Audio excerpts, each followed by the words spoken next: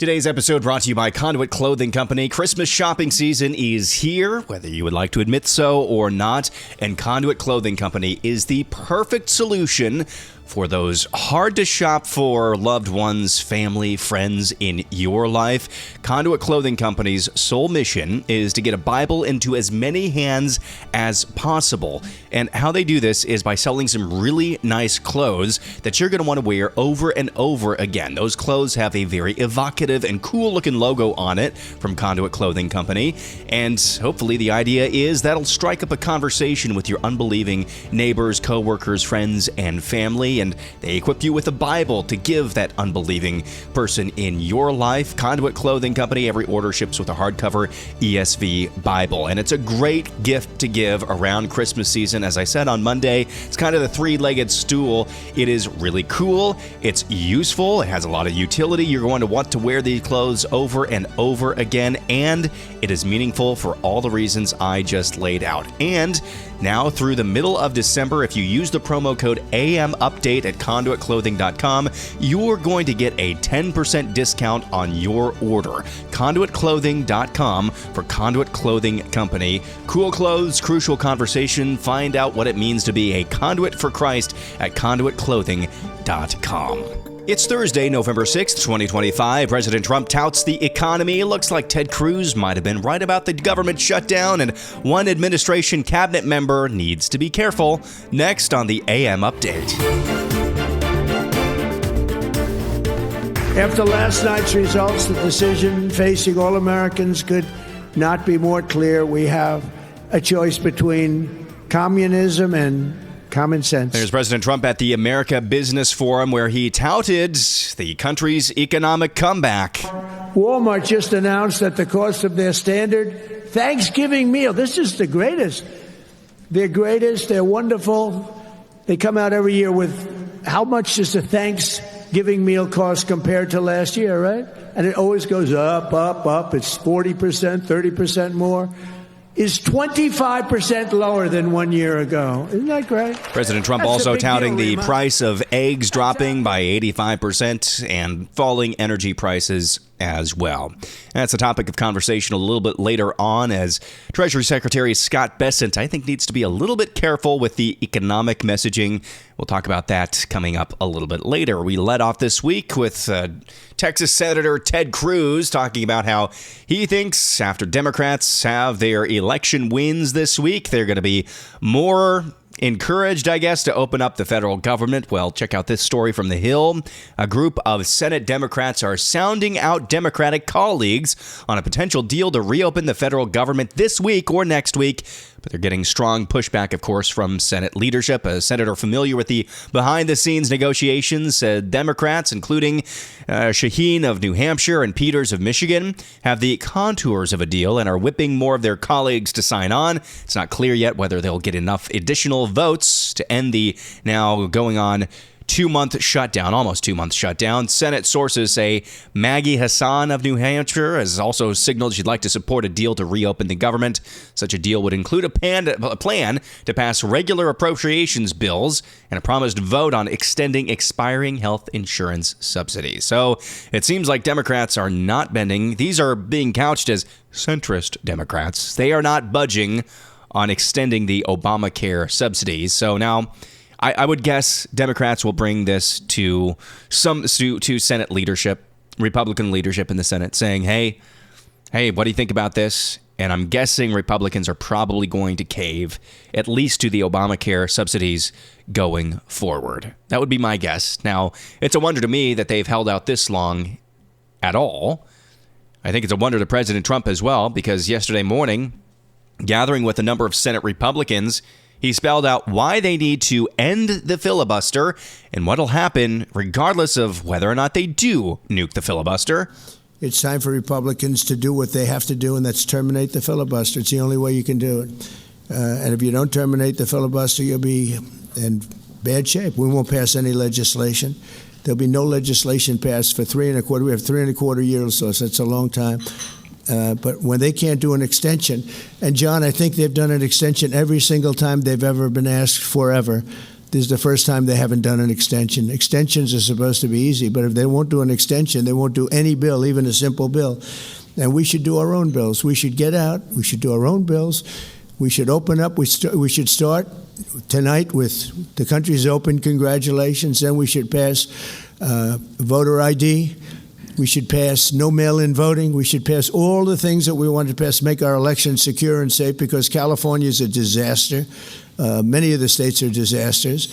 But can you imagine when they vote almost unanimously against voter ID?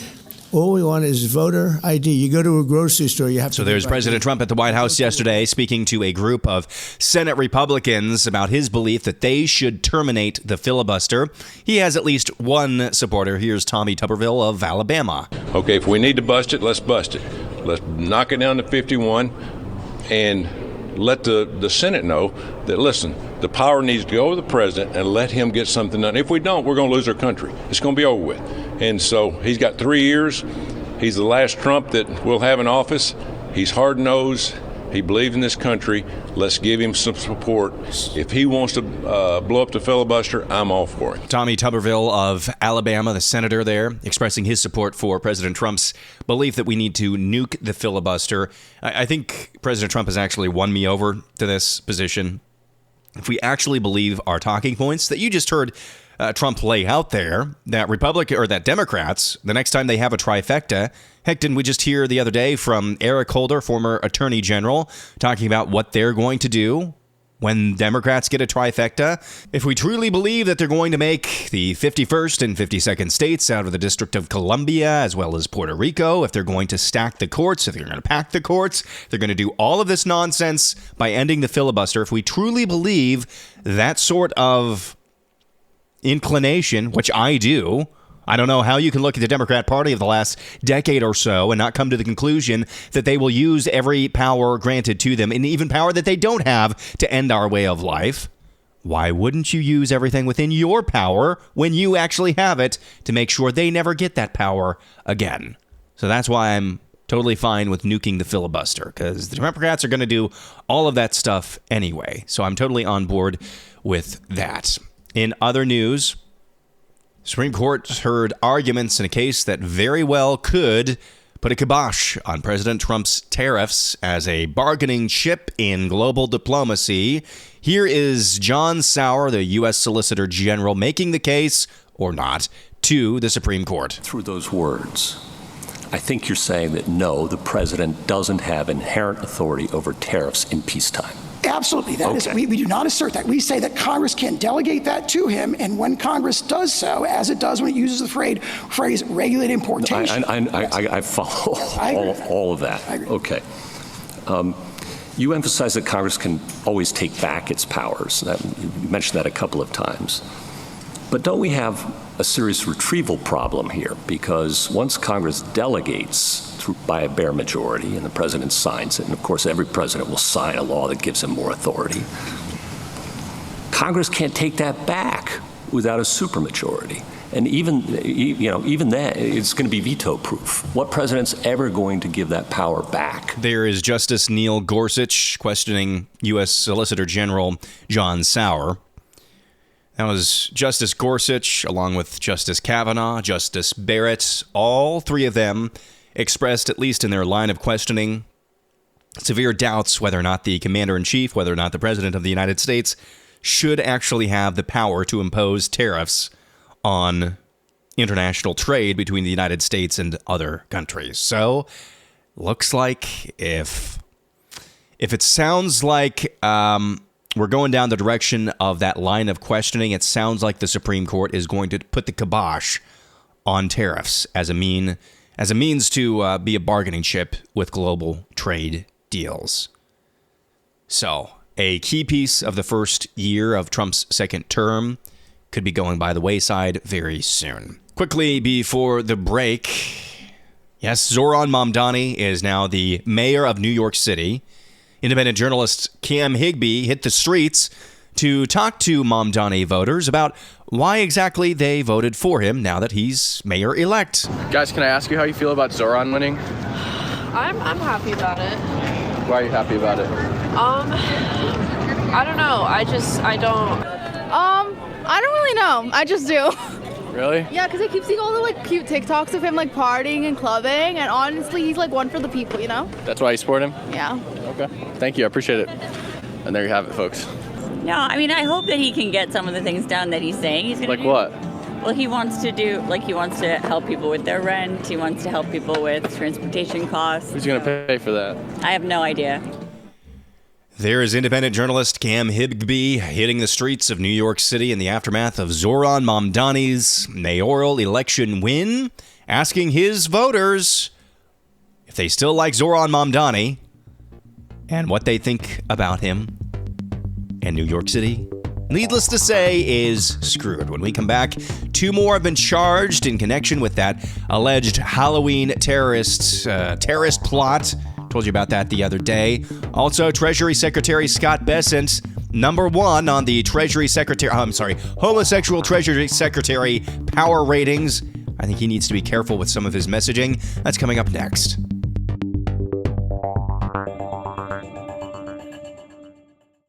I want to remind you today's episode brought to you by Conduit Clothing Company. As I'm recording this right now, wearing the Conduit Clothing Company hoodie, it is extremely comfortable. I look for I'm not making this up, I'm not exaggerating it.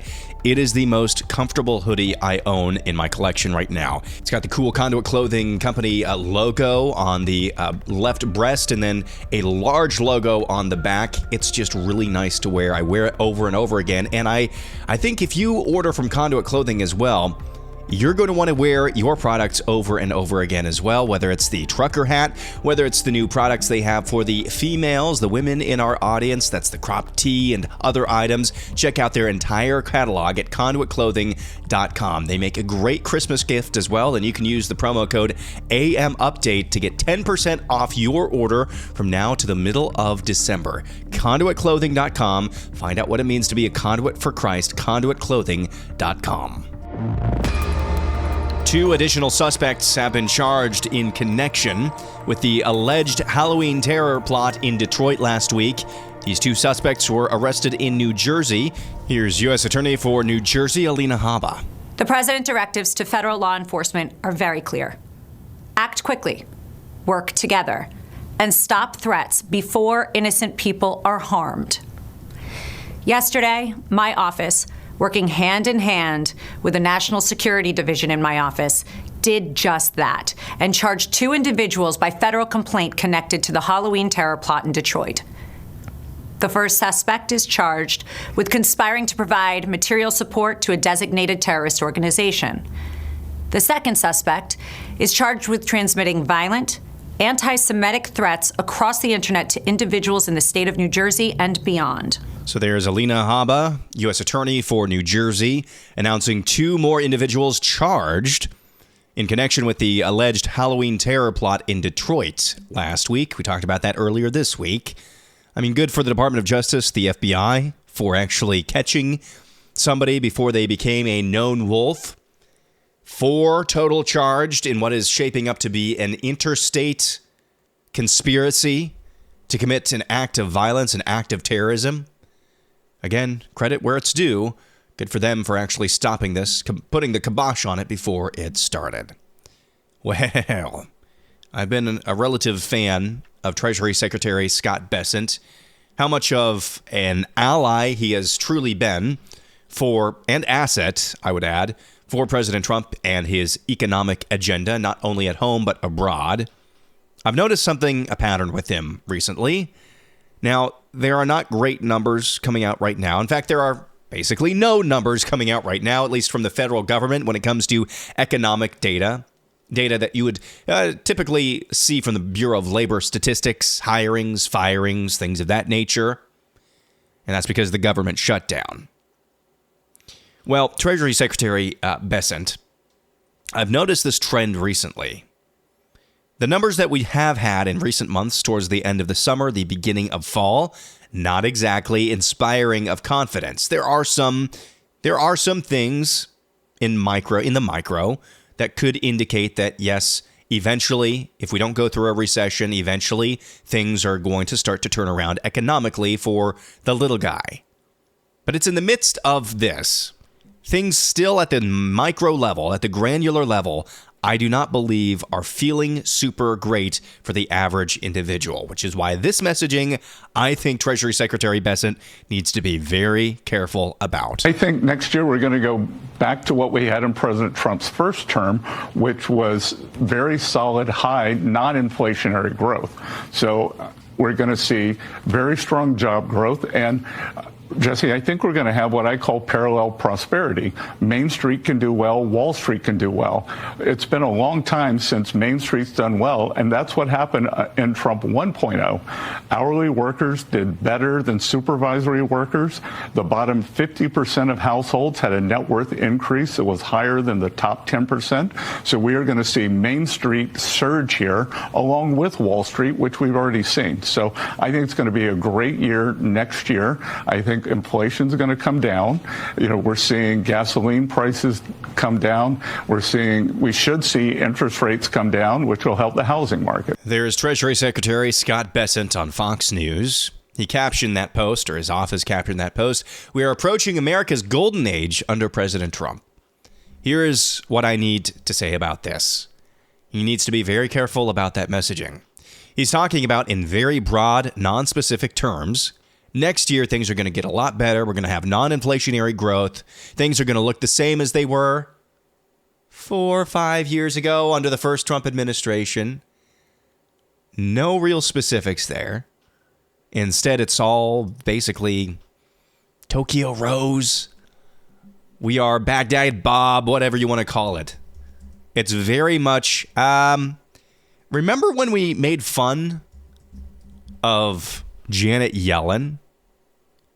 Remember when we made fun of her for, in the midst of very obviously bad economic data, just felt it at the grocery store? She kept saying, well, we see that the American economy is on the right path. That's the same type of vibe that I'm getting from that messaging from Scott Bessent. People don't care about 5 years ago. People, unfortunately, don't care about next year. People care about right now.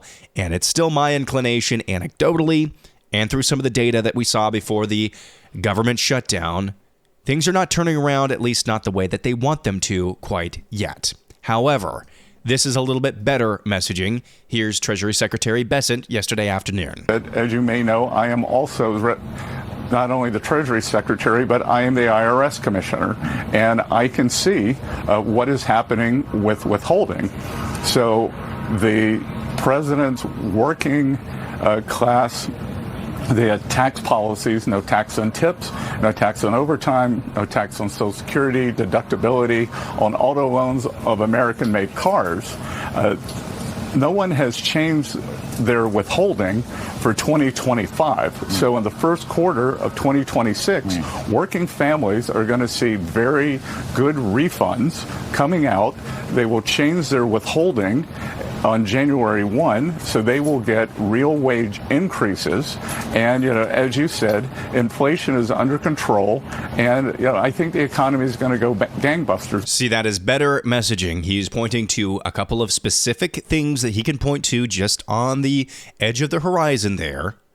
Specific things that impact a lot of people down at the granular, the micro level, that could turn around the American economy. Now, obviously, the big picture items like cutting federal spending, cutting inflation, turning off the money printer. If those things are not addressed and addressed soon, like within the next 5 years, really, it should be addressed right now. This should be the main topic of conversation right now. Tax cuts, as nice as they are, child tax credits, as nice as they are, both of those things my family are looking forward to next year so we don't get our annual proctology exam from Uncle Sam. Those types of things are just going to feel like a sugar high if the main drivers of everything we're seeing in the economy, or not seeing in the economy in terms of how much it actually costs to live, if those money printing and borrowing issues are not addressed, then those tax cuts are just going to be akin to a sugar high. And then you see this that came out yesterday as well. Multiple outlets reported on this. In 2021, the median age of the first-time home buyer, this was just a few years ago, median age of the first-time home buyer was 33 years old back in 2021. Median age back in 1981 of the first-time home buyer was 29 years old. Today, median age of first-time home buyers in the United States, 40 years old. And you wonder why Zoran Mamdani was elected. If you don't take care of these very, very major and systemic economic issues that are driven by the money printer in Washington, the younger generation is going to flock to all sorts of terrible solutions to their problems. And believe me, these are real problems. And now here's this. Speaking of Zoran Mamdani, Charlie Kirk, before he died, ironically this week, sat down with Tucker Carlson. And Carlson asked him specifically about Zoran Mamdani and why somebody like him is so attractive to the youth. Here's Charlie Kirk before he was martyred. The rise of Mamdani should be it's a coming attraction of what is coming next. Who's Mamdani? Zoran Mamdani, the Muslim communist that is running for mayor in New York City, who obviously there's a whole rabbit hole we can go down there. He just looks kind of be like central casting, and his ideas are terrible. He wants the city to run the grocery stores, all that. But I think everyone's not everyone, but most people are missing the point of really what this is. This is yet another distress signal by young people to say, hey, if you're not going to fix our life economically, we're going to get very radical politically. Now, let's take a step back. President Trump won the youth vote in many states across the country, in many battleground states. Now, Tucker, 12, 13 years ago when I started Turning Point, if you would have told me that a Republican running for the presidency would be winning the youth vote in Michigan and in Arizona, I'd say no way. It's an incomprehensible accomplishment of what President Trump was able to do. One of the reasons he was able to win younger voters and younger men, especially in big numbers, is that they were trying to get their leaders' attention. They said, hey, this guy, Donald Trump, he is pledging to go fix our economic anxiety. He is loud. He is going to get your attention. Donald Trump was a distress signal by a lot of young people, especially young men, that were stuck in a credit-centric renter economy. And again, this is what is the rise of Mamdani. It's just another iteration of this, only from the left. So there is Charlie Kirk in an interview with, again, ironically, Tucker Carlson, before Charlie Kirk was martyred, talking about the very phenomenon we talked about a little bit this morning, and has been talked about a lot of it, but probably not enough in the lead up to Zoran Mamdani's mayoral win in New York City this week. If you don't truly address the very real and fundamental issues without just calling millennials and Gen Zers, without calling them lazy and entitled, if you don't actually address their main issues, they're going to vote for Zoran Mamdani and anybody who actually gives them the time of day. And yes, it's fun, and I like having fun. It's fun to laugh at the man on street or woman on street interviews with Mamdani voters. What do you actually support that he supports? What do you like about him? What policies do you specifically like? And they all just say, I don't know. I haven't really thought about it that much. But I promise you there's more beyond just he's got a cool vibe that attracts people like him. That is attractive to people who really have no stake in this economy. So, be forewarned. And finally, our poll of the week, again on the topic of New York City. I asked you if Zoran Mamdani wins his election, which he did, should Trump focus all deportation efforts on New York City? Gave you three options. No, let New York City burn. Yes, that would be hilarious. And something else, commenting below. We'll get to those in a minute.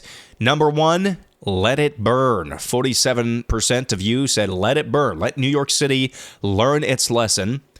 Second place, yes, President Trump should focus all deportation efforts in New York City. That came in second place, 45%. And an 8% something else commenting below. Bet your analyst forgot to ask that question. Says deport illegals to New York City. Well, that's a creative workaround there. Auburn Tiger says, interesting question. My first thought is no, let them suffer the consequences. But rather than staying to fix things, most people will flee and the contagion will spread. So we need to stop it before it spreads further. ID Crisis says something similar. We need to build a wall around New York City. That's not the worst idea I've heard this week.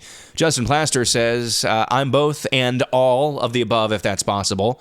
Let it burn. Yes, it would be hilarious to focus all deportation efforts on New York City and targeted and heavy deportation efforts, yet let them hang by their own petards in all other ways possible. John says, certainly not all efforts. I agree with that. It's a little over the top to say we're going to focus all of the firepower, metaphorically speaking, on New York City. Michael C. says, focus on Michigan. No freaking kidding. I mean, an alleged a Halloween terror plot foiled by the FBI. How big of a plot must that have been for our FBI to actually have foiled it before it actually went down? How obvious must that have been? So yeah, I'd be fine with more deportation efforts in Michigan, particularly Dearborn. Trumpet says only if his deportation efforts are focused exclusively on illegals currently or incoming from Muslim countries. Yep. James says, if someone comes here with no loyalty to this nation and seeks to impose Sharia law on others, that must be rejected and deported. Yep, sensing a theme here. Christian Philosopher says, Trump will continue to tear through the Midwest where people want the deportations to continue, but he will never abandon his favorite city. He will let them sweat for a bit, pull federal funds, then sweep in with National Guard when it is on the brink of anarchy. Hammer says, as a former resident of the area, let it burn. Paul says, Trump must treat New York City the same as any other sanctuary city. Anything else gives the spirit of the age a victory or a martyr. That's a good take. Joel says voting moratorium on recent residents of red states who immigrated after voting Mamdani. Rick says, I believe you have repeated the statement, you get the government you deserve. It's time to get the popcorn out and take a seat. The poop show is about to begin. Well, that's going to do it for a Thursday. Back at it again tomorrow with Ask or Tell Me Anything. You can ask me any question you want. Tell me any news story you think needs covered on the AM Update that I did not get to. Make your submissions. Look for the pinned post at Real AM Update on X. At Real AM Update on X for Ask or Tell Me Anything. Have a wonderful Thursday. Back at it again tomorrow. I'm Aaron McIntyre, and this is the AM Update.